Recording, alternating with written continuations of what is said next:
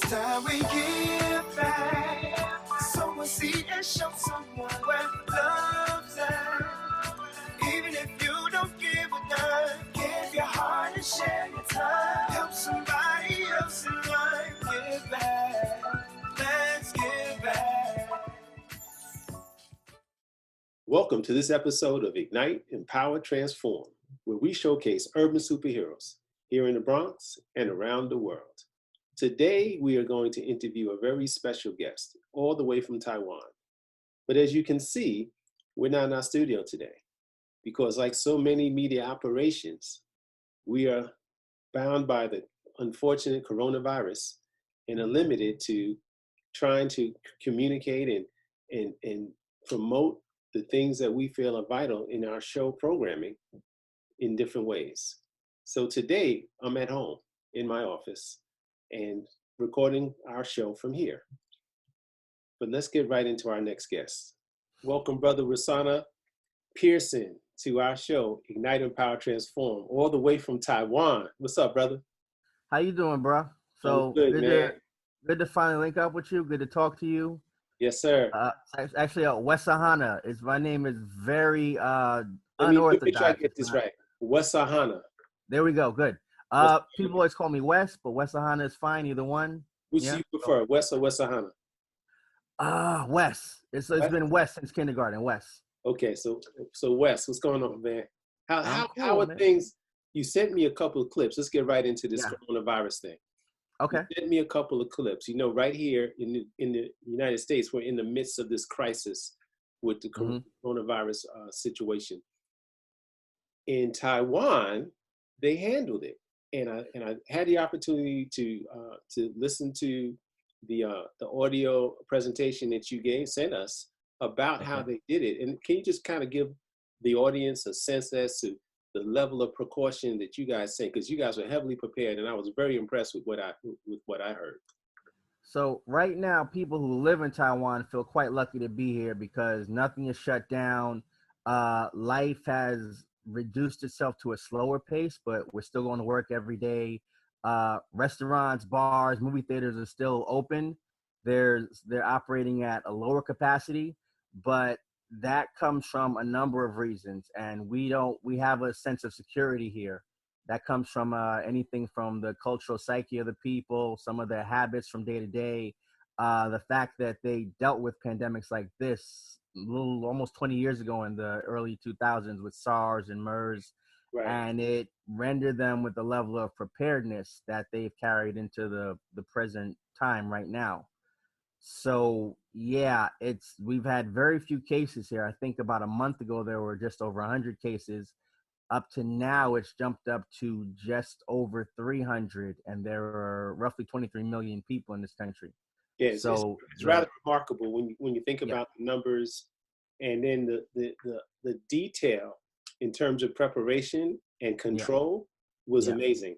I mean, they actually virtually everywhere you go, there's a radar sensor where you can actually check the temperature of almost in so many places. You can't go into a major a public building event, public event without going through this sensor, and it's without a body heat check.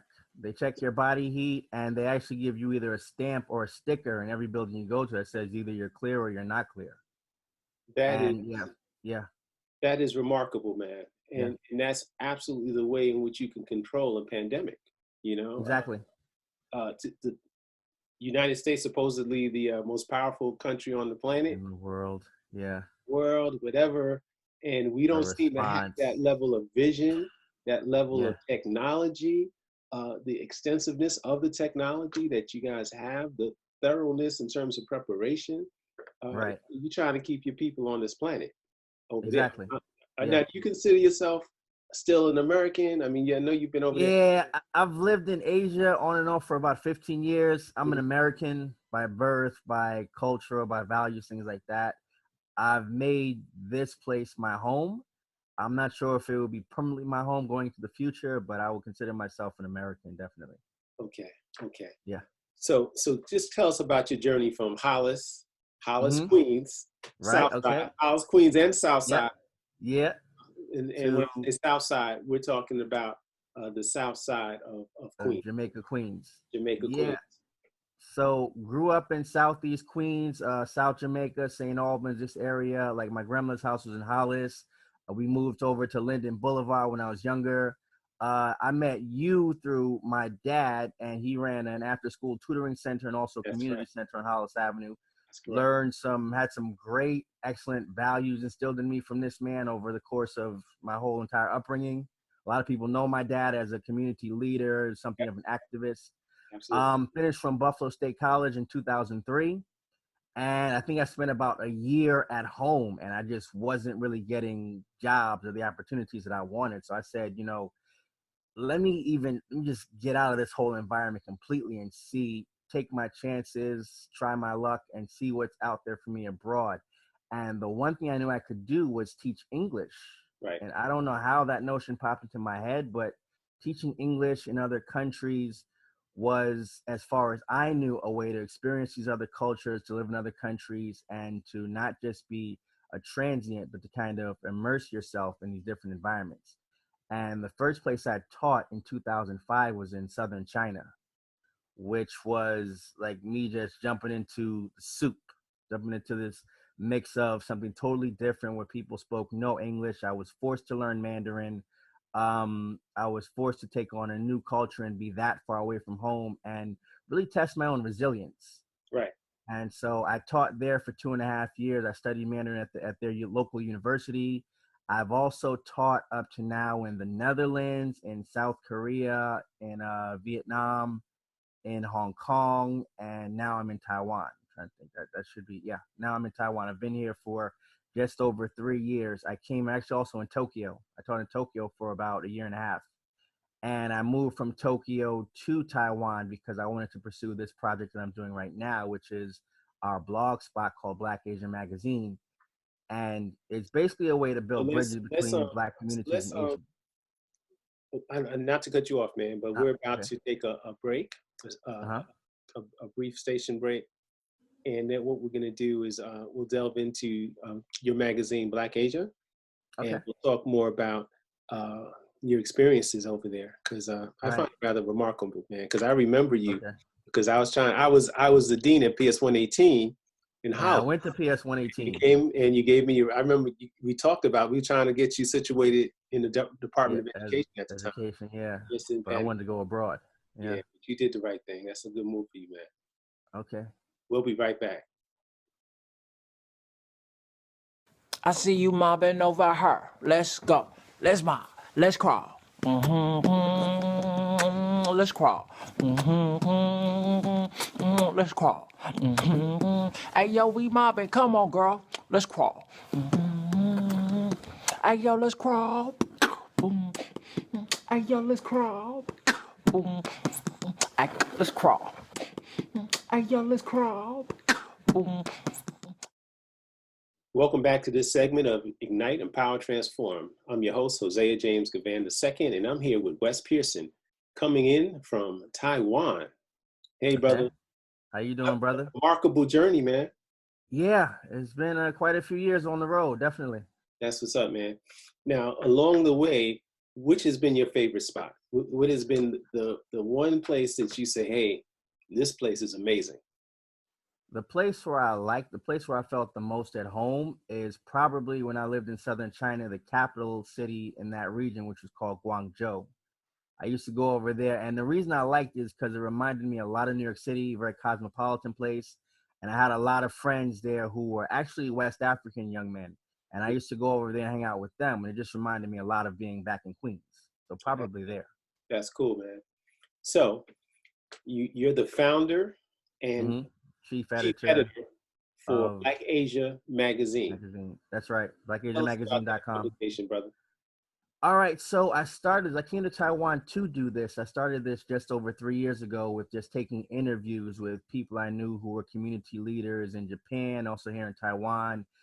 I've been to just about every place in Asia and people I know there. I started this for a few reasons. Let me just briefly go into them, take 1 or 2 minutes.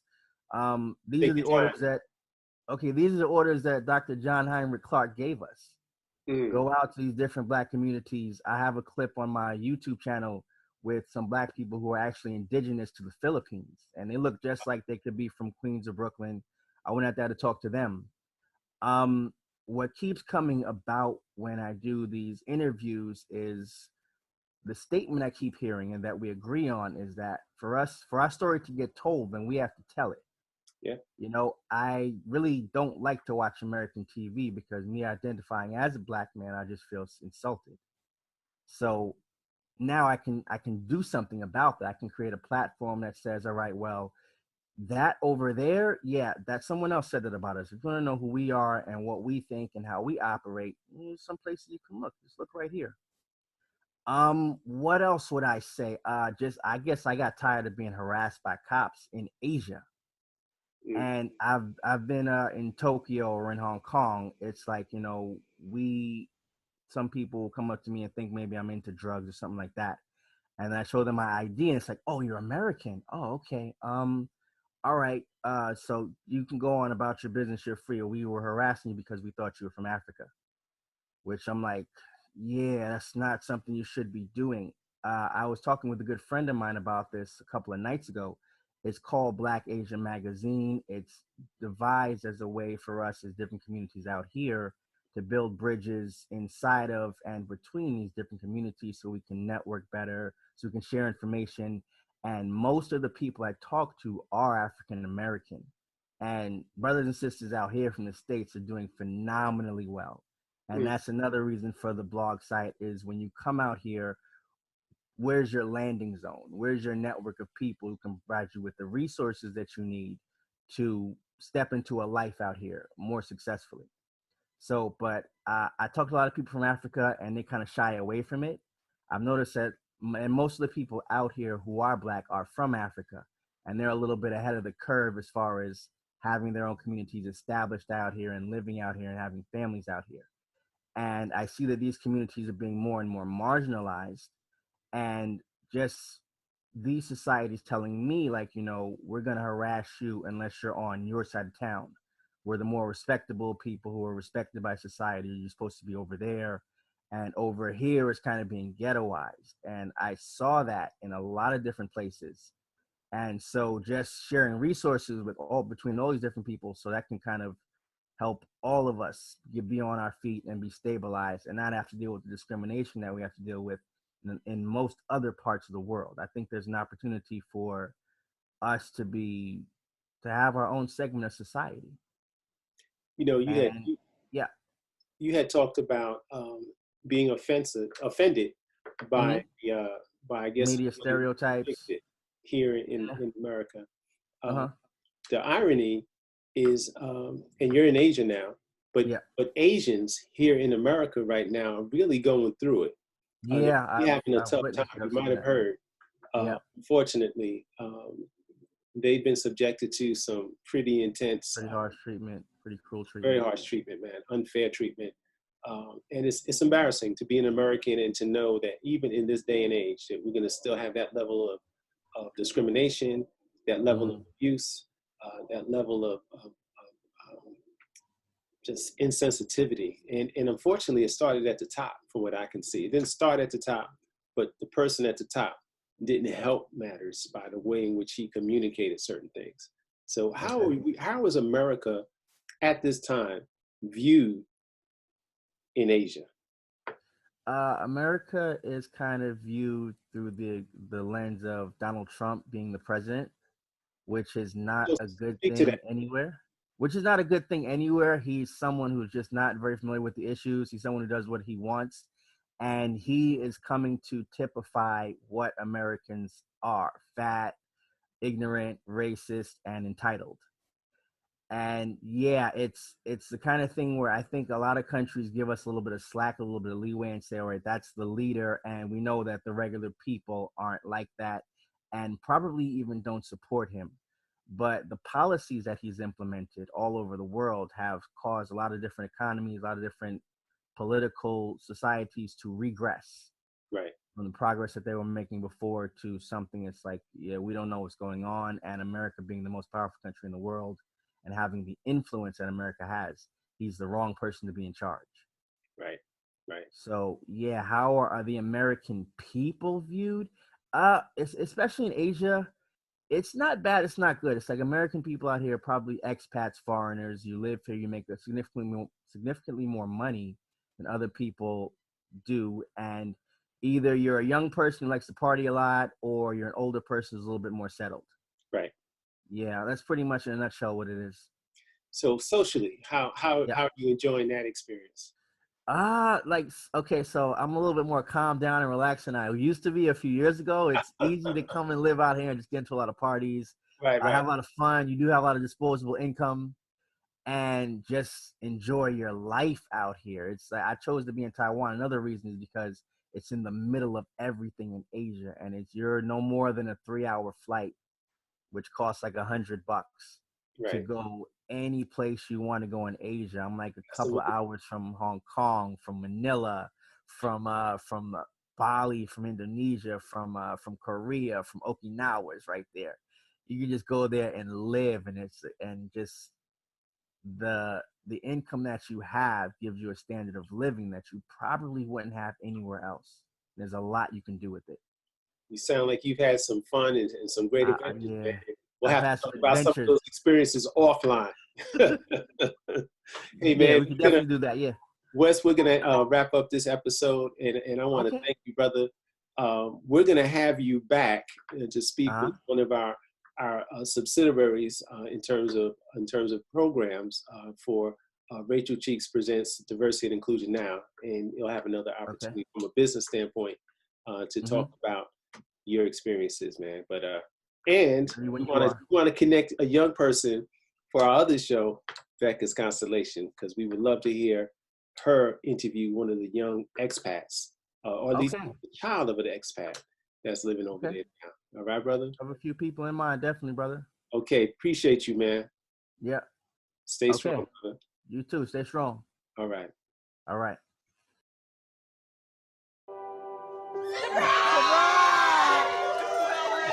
I see the future is really bright for me. The high school diploma is just added to the confidence, and now I feel unstoppable. Find free adult education classes near you at finishyourdiploma.org. Welcome to this final segment of Ignite, Empower, Transform, where we showcase urban superheroes. My name is Hosea James Gavan II, and we are here with our second guest for this episode, Miss Julie Chiu. Julie is our archery instructor. You may know that we have a Saturday program at PS 463, and we've been able to introduce to our young people archery. The chief person that is the one that's really been teaching our kids over the last couple of years is Julie. And I'm here she is here to talk about the experience with our kids and share with us a little bit about herself and some of the things that Asian Americans are going through in this country. Welcome, Julie. Hi, Hosea. Thanks for having me. How are you? Absolutely. I'm good, thank you. I'm good. So why don't you just introduce our audience to a little bit about yourself? Well, I am during the daytime, on the weekdays, I'm a preschool teacher, and on the weekends, I teach archery for children and adults. So I've been mainly coaching the school. I got into archery from discovering it as a hobby on my own, maybe 4 or 5 years back. When I tried it, ended up loving it and just dedicating myself to getting better in archery, and it helped me through life, get through many obstacles and focus, to So this bring is me where I am now. what attracted you to archery? What drew you to the sport? I think it was just something new to try out, and it seemed very free and liberating to just load up an arrow and release it and see where it goes and flies. Right. Toward the end Were you goal. an athlete before this? Were you into other sports before this? No, I was not. Really? Wow. Yeah, no, I was not. That's cool. Yeah. That's cool. So how do you like teaching young people? I love teaching young people. There's challenges to it, but if you put the hard work and dedication to helping these youngsters focus and just channel everything positive in sports or academically. They can excel and have a better future for themselves and for their families. Fantastic. You know. Fantastic. From my observation, you have a really good way with young people. You have a gentle spirit, and you have a kind spirit, and you're very patient, which is very important in terms of introducing something so new to these young people.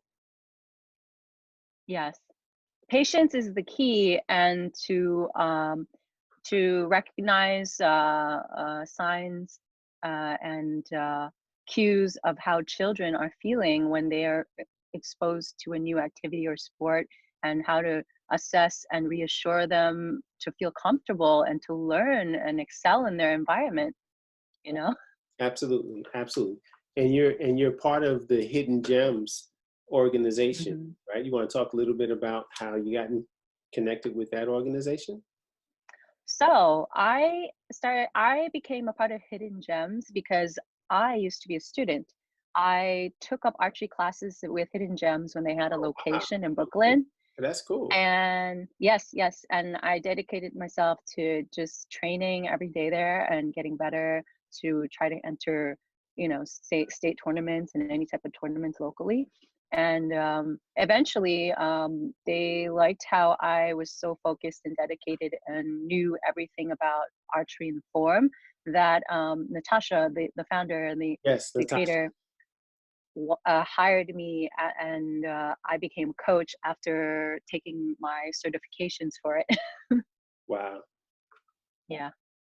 So I just had to turn off the phone because I just heard it ring, and we don't want to get another interruption. It's the second take. This is actually our second take because we messed up the first one. Yeah. We got a phone call in between. So in the last time we were together, because I walked you to your car at the end of to your ride at the end of the session, because we were the last two leaving the building. And yes. I remember we had a conversation that really kind of just stayed with me in terms of the whole experience now that Asian Americans are dealing with.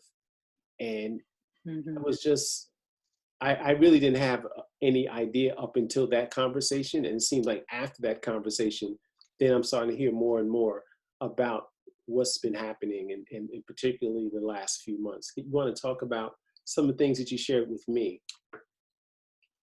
Yes. Since this whole quarantine and epidemic happened, Asian culture is looked and frowned upon. Even Asian Americans who were born here and have nothing to do with being, traveling and coming from China if you're born and being American here. So when we go outside just to even walk or get groceries, people walk away from us. I mean, given social distancing and everything, but they make it a point with just giving you stares like, oh my God, I should stay away from this person because I have Asian eyes. And, I used to just go out and feel safe in where I would be going outside alone. But now I have to make sure, nobody's following me, or make sure I'm safe, make sure my family's safe when they go out, and it's, I don't like this feeling, I would like to feel safe in my own home and in my neighborhood, I think I was nervous. taken aback by the comment that you made about how Uber drivers would not take Asian culture passengers, and I guess being an African American, I can remember in my past trying to flag down a taxi, and the taxi would just go by, and I've experienced that enough to know that taxi drivers do have prejudices and they do discriminate, but it's so disheartening to hear it to the level that it's happening now. And I guess what made it even worse for me is to hear the kind of rhetoric from the top commander-in-chief of this country, the way that he talks about The virus. and how he categorizes the virus. It's very As disappointing. Very disappointing. So what do you think we can, part of why I have you is my hope is to get people to become a little more sensitive, right? And hoping to see that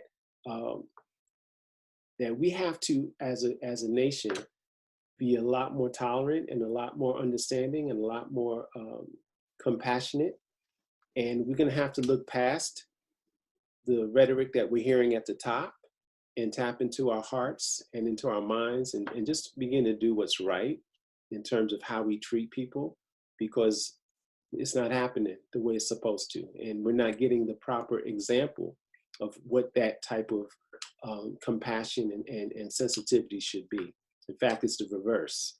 So it's important that we take these types of opportunities to see, hey, this person comes to the South Bronx from Queens every week to teach our young people in the South Bronx archery. That's commitment, that's dedication, and she's great at it. And we should appreciate her talents and her commitment to the community. And that's the kind of message that needs to go out. Exactly. That's right. We have to come together as a team. Not even, I feel like race is not an issue to me. It's just being human beings and giving each other support and love through this epidemic, even if it's from digitally, social media, or from a distance. It's just keeping that positive, upbeat support, because being in isolation gives you it makes you have a negative headspace. Right. So it's always, okay to reach out and talk to somebody about how you feel and become more educated about the virus, instead of a race that people would assume is the virus. Right. Thank you, Julie, for sharing, taking the time to be with us, and look forward. Hopefully we'll be back up and running before the end of the school year. I hope so too. I'm looking forward to finishing off to teach the kids to enter the tournaments. Yes. They were doing so well. I know. This has been a disappointment. But if nothing else, we'll get them back on track whenever we resume. Of course. All right? Of course. Okay. Take care of yourself and be safe, please. Thank you. You too. All right. Take care. Take care. Thank you for joining us for this episode of Ignite, Empower, Transform. My name is Hosea James Gavan, and remember, if it's in your heart, do your part. Today's help equals tomorrow's hope. I love our youth. Power to the people.